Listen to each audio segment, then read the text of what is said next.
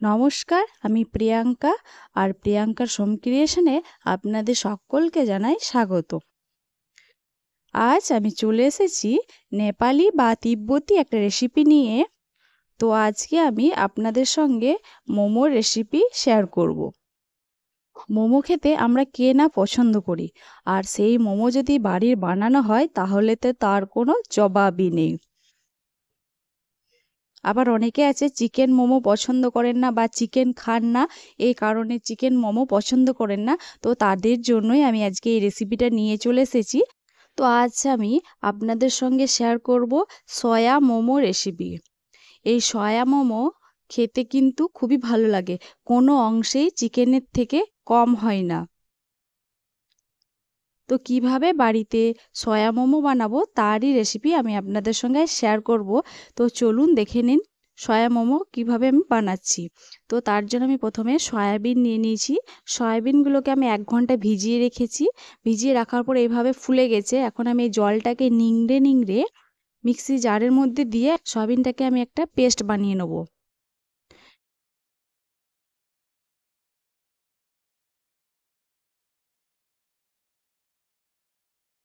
আর দেখুন, এই থালার মধ্যে আমি এই পেস্টটাকে বানিয়ে নিলাম। এরকম একটা পেস্ট বানিয়ে নিতে হবে। এটার মধ্যে কিন্তু কোনো রকম জল না দিয়েই পেস্টটাকে করতে হবে। তো বাকিটা আমি একইভাবে আমি এবার বানিয়ে নেব। আর বাকি যে সয়াবিনের পেস্টটা বানাবো, এটাতে আমি দেখুন 1 ইঞ্চি পরিমাণ আদা দিচ্ছি।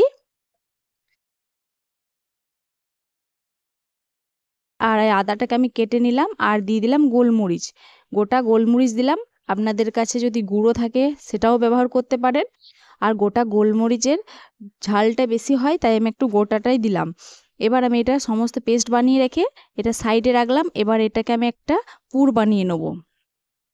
তার জন্য আমি গ্যাসের ফ্লেমটা অন করে বসিয়ে দিলাম কড়াই। আর কড়াইয়ের মধ্যে দিয়ে দিলাম আমি সাদা তেল। এখানে আমি 2 চামচ পরিমাণ সাদা তেল দিলাম। ফোড়ন হিসাবে দিলাম আমি গোটা জিরে। এবার ভালো করে ফোড়নটা খড়ে যাক, ততক্ষণ পর্যন্ত একটু ওয়েট করে নিচ্ছি। ফোড়ন থেকে সুন্দর গন্ধ বের হতে শুরু করেছে। আর এর মধ্যে আমি 8-10 কোয়া রসুন নিয়ে কুচিয়ে নিয়েছি, সেই রসুনটাকে ফোড়নের মধ্যে দিয়ে দিলাম। আর আমি এর মধ্যে আদার পেস্ট আলাদা করেও আমি কিছুটা দিলাম।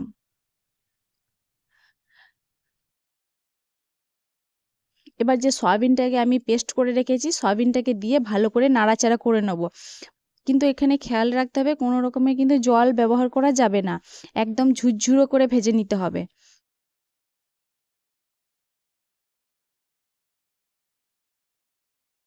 দিয়ে দিচ্ছি স্বাদ মতো লবণ। লবণটা দিয়ে ভালো করে একটু মিশিয়ে নেব। আর এই সয়াবিনটা যতটাই ভাজবো আর এই পুরটা কিন্তু ততটাই টেস্টি হবে।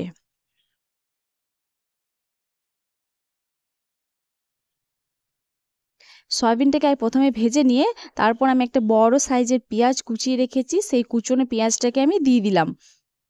পেঁয়াজটা কিন্তু তেলের মধ্যে ভাজলে চলবে না, এটা কিন্তু সয়াবিনটা প্রথমে ভেজে নিয়ে তারপর পেঁয়াজটাকে ভেজে নিতে হবে। আর এখানে আমি একটু গরম মশলা ছড়িয়ে দিলাম। এবার ভালো করে পুরটাকে ভেজে নেব। আর আমার আরও বিভিন্ন ধরনের নতুন নতুন রেসিপি দেখার জন্য আপনাদেরকে ডেসক্রিপশন বক্স ফলো করতে হবে বা আই বাটন ফলো করতে হবে। আর হ্যাঁ, ভিডিওটি কিন্তু স্কিপ করে দেখবেন না, পুরো ভিডিওটি কিন্তু দেখবেন। আশা করছি আপনাদের ভালো লাগবে। এবার এটা ভাজা ভাজা হয়ে এসেছে। এখন এর মধ্যে দিয়ে দিচ্ছি সয়া সস আর দিলাম ভিনিগার। আমি 1 চামচ পরিমাণ সয়া সস আর 1 চামচ পরিমাণ ভিনিগার দিলাম। পুরের পরিমাণ হিসাবে এটা ব্যবহার করবেন। আর 1 চামচ পরিমাণ দিলাম টমেটো কেচাপ। এটার কিন্তু যতটা পরিমাণ থাকবে পরিমাণ হিসাবে বাড়া কমা করা যেতে পারে। এইগুলোকে দিয়ে আমি আবারও ভালো করে ভেজে নিলাম। আর ভাজা হয়ে গেছে এটা। এবার আমি একটা থালার মধ্যে পুরটাকে ঢেলে নিচ্ছি। পুরটাকে ঢেলে নিয়ে এটাকে ঠান্ডা করে নিতে হবে। এটা কিন্তু গরম গরম করা যাবে না, একদম পুরটাকে ঠান্ডা করে নেবো, তাই আমি থালার মধ্যে ঢেলে দিলাম। আর এখানের মধ্যে কাঁচা লঙ্কাও দেওয়া যাবে। আর আপনারা যদি একটু বেশি ঝাল খেতে পছন্দ করেন তাহলে এর মধ্যে কাঁচা লঙ্কা কেটে দেবেন। এটা এরকমই কাঁচা লঙ্কাটা কেটে দিলে হয়ে যায়। তো পুরটা ঠান্ডা হয়ে গেছে, দেখুন ঠান্ডা হয়ে যাওয়ার পর কালারটা কিন্তু চেঞ্জ হয়ে গিয়েছে। এবার আমি মোমোর জন্য ডো তৈরি করে নেবো। তো আমি প্রথমে একটা জামবাটি নিলাম, জামবাটি নেওয়ার পর এখানে আমি ময়দা দিয়ে দিচ্ছি।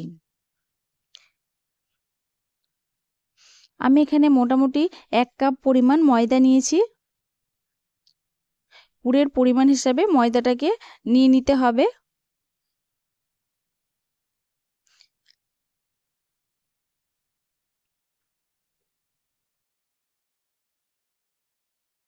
আর দিয়ে দিলাম একটু লবণ, স্বাদ মতো লবণ দিয়ে দিলাম।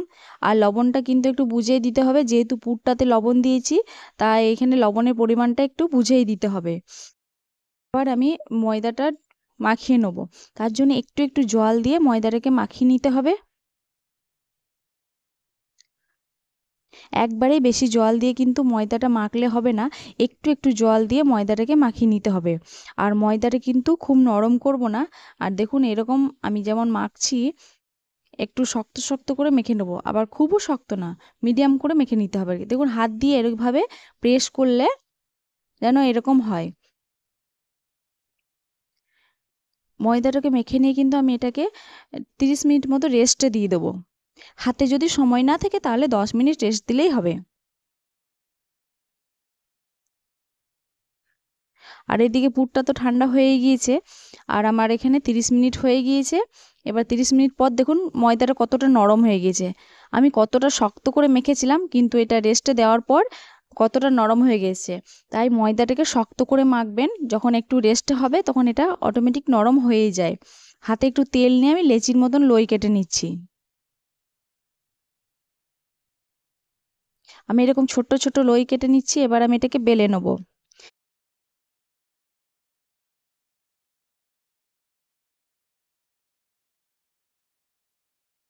বেলনার মধ্যে চিটি যাচ্ছে তাই হালকা করে ময়দা দিয়ে আমি বেলে নিচ্ছি। যদি এরকম নর্মাল বেলা যায় তাহলে কিন্তু কোনো কিছু দেবার প্রয়োজনও নেই। হালকা ময়দা দিয়ে এটাকে বেলে নিলাম। এবার এর মধ্যে আমি পুরটাকে চামচের সাহায্যে ভরে নেব। পুরটা ভরে নেওয়ার পর এর মধ্যে মোমোর শেপ দিয়ে দিতে হবে। আপনি যে কোনো শেপেই করে নিতে পারবেন। তো আমি এটাকে এইভাবে হাতে করে ফোল্ড করে করে এক সাইড ফোল্ড করে আর এক সাইড প্লেন রেখে এটাকে আমি এভাবে জয়েন করে দেবো। তো দেখুন চলে এলো মোমোর শেপ। আপনি যেমনই পারেন সেরকম একটা শেপ করে নেবেন নিজের পছন্দের মতো। তো আমি সব একই শেপে আমি সব বানিয়ে নিচ্ছি। একই শেপে আমি মোমোগুলো বানিয়ে নিলাম। এবার আমি মোমোটাকে সেদ্ধ করে নেব। তো তার জন্য আমি গ্যাসের ফ্লেমটা অন করে দিয়ে এরকম একটা বাটি বসিয়ে দিলাম। যে কোনো পাত্র বসিয়ে দেবেন, হাঁড়ি থাকলে হাঁড়ি, বাটি থাকলে বাটি। আর এরকম একটা ফুটো ফুটো জাম নিয়ে নিয়েছি। যদি কারোর কাছে মোমো স্ট্যান্ড থাকে তাহলে মোমো স্ট্যান্ডে করে নেবেন, আর যদি না থাকে তাহলে আমার মতন এরকম একটা বাটি নিয়ে নেবেন। তারপর ওপর দিক থেকে সাদা তেল ছড়িয়ে দিতে হবে। তাতে তেলটা দিলে কী হবে, মোমোগুলো কিন্তু চিপকাবে না।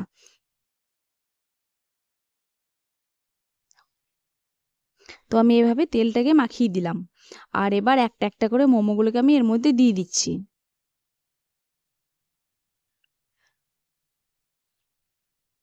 এইভাবে মোমোগুলোকে দিয়ে আমি একটা ঢাকনা দিয়ে এভাবে ঢাকা দিয়ে দেব। এই দেখুন একটা ঢাকনা নিয়েছি, এবার আমি ঢাকনাটাকে ঢাকা দিয়ে দিলাম আর গ্যাসের ফ্লেমটাকে আমি একটু হাইতেই রেখেছি। দেখুন মোমোটা কিন্তু দেখুন সেদ্ধ হয়ে গেছে, আর তেলটা দেওয়ার ফলে কিন্তু কত সুন্দর ছেড়ে যাচ্ছে, দেখুন চিপকাচ্ছে না। আর যদিও একটা দুটো চিপকে যায় সেটা কিন্তু এরকমই নর্মালি ছেড়ে যায়। এবার আমি একটা প্লেটের মধ্যে মোমোগুলোকে তুলে নিচ্ছি। ব্যাস প্লেটে তুলে নিলেই গরম গরম পরিবেশন করার জন্য রেডি টমেটোর চাটনির সঙ্গে মোমো রেসিপি। আর এই টমেটোর চাটনিটা কিন্তু বাড়ির বানানো। তো আপনারা যদি এই টমেটোর চাটনির রেসিপি দেখতে চান তাহলে অবশ্যই আমাকে একবার কমেন্ট করে জানাবেন। তো আজকের মতন এই পর্যন্তই। আজকের আমার এই রেসিপি আপনাদের কেমন লাগলো অবশ্যই কমেন্টের মাধ্যমে জানাবেন। আর ভালো লাগলে একটা লাইক দিয়ে প্রিয়জনদের সঙ্গে বেশি বেশি করে শেয়ার করবেন। ভালো থাকবেন, সুস্থ থাকবেন। দেখা হবে নেক্সট ভিডিওতে নতুন একটা রেসিপি নিয়ে। ধন্যবাদ।